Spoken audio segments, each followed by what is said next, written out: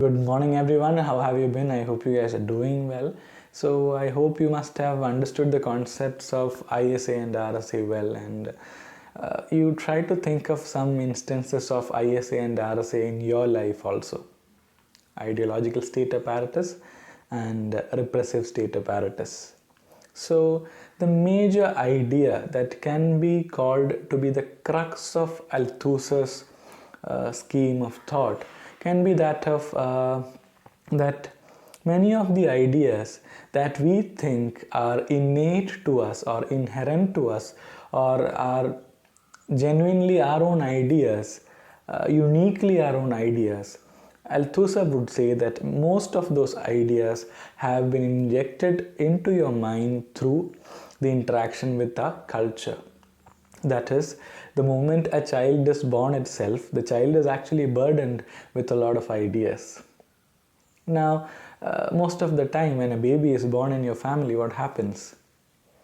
On social media, on WhatsApp messages, immediately the message that goes to all your family members and friends is that it's a boy, it's a girl.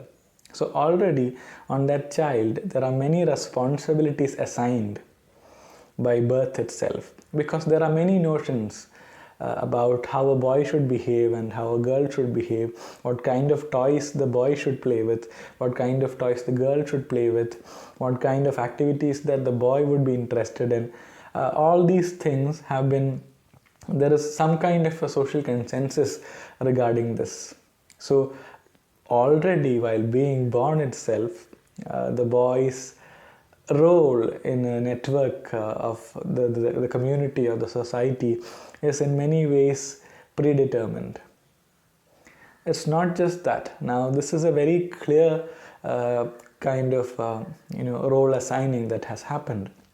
But there are many other forms of roles being assigned to you every day. That is, imagine that in a country like India, caste is a very significant determiner of one's possibilities, and luckily so. So what happens is, there are many a times what happens is that when you're born into a caste, a particular caste, many of the possibilities that you can pursue are limited by that caste. That is, what kind of careers that one may pursue. In many ways, caste might prevent an individual from exercising his own desires to become something or do something. Sadly, that is the fact in India and many other places. So we need to think, how actually are we, networked in the society or positioned in this society. That is, we have been given many roles to many parts to play, and it's not our innate or inherent behavior that we display on an everyday scale, but rather we have been interpellated. That's the technical term used by Althusser. Interpellation.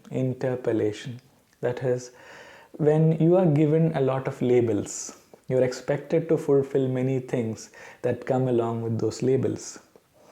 Many of these ideas that you think about yourself, that I am this kind of a person, I am that kind of a person, are actually coming through these labels that the society is giving us.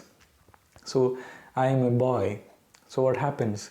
There are many roles and responsibilities that are associated with being a boy, or this label that is of a boy. So in many stereotypes, men folk are supposed to be mentally strong. It's not necessary that that's the case. Men folk are vulnerable.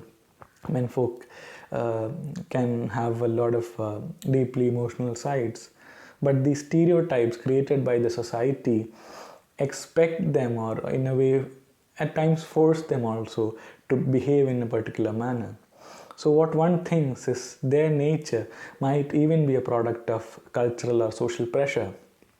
So on an everyday scale, an individual is being interpellated in many ways. So interpellation is a strategy of labeling, I would say. When you label somebody, That person is expected to fulfill many expectations associated with that label. Now, when you come to college, you are given the label of a student, you are interpellated as a student. There are many roles and responsibilities of a student that you are expected to fulfill. So, your student life, as you think, is not something that only you create through your own free will, but rather there are many roles and responsibilities which are pre-assigned to you through this label of a student. Now, imagine that when somebody is a political leader, or when somebody is into some kind of a profession, there are many labels. Imagine that I've been labeled a teacher. So there are many ways in which I would have to respond to social situations. The way in which a teacher is expected to respond to certain social situations is not necessarily the same way in which a political leader is expected to respond to certain situations, or a student is expected to respond to certain situations. So similarly, the society or the culture into which you are born keeps on interpellating you, keeps on assigning labels to you, and those labels come along with a lot of responsibilities and expectations. So what we think is a very normal day in our lives is actually in many ways determined by these labels, determined by interpellation. So if you are asked what actually is interpellation, so you can in a way state that this is a way of assigning certain roles and positions to an individual in a society or a community. Interpellation actually locates one individual in a society. This is your position in the collective chain of this social network. So I hope the concept of interpellation is clear to you.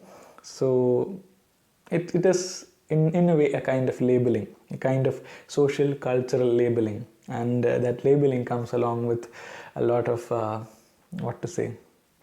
social roles to play. So what do you think is your individuality, and many things that you think are your unique characteristics? Think of those characteristics and think whether they could have been in some way influenced by the society, and whether you could have been interpellated by the society. Now, I have simplified this concept to the everyday life, but this is a very significant political tool also, interpellation. Now, when you are interpellated as a citizen of a state, there are many responsibilities that you are expected to fulfill. Not just that, there are many legal systems of which you become a part of. You have to oblige to many laws and conventions when you become the citizen of a state. So this citizenship is a kind of interpellation also, because that also brings along a lot of responsibilities and roles and regulations. So I hope this concept is clear. So whatever doubts you have, you can post them below, and we will have further discussions on the concept also. Thank you very much.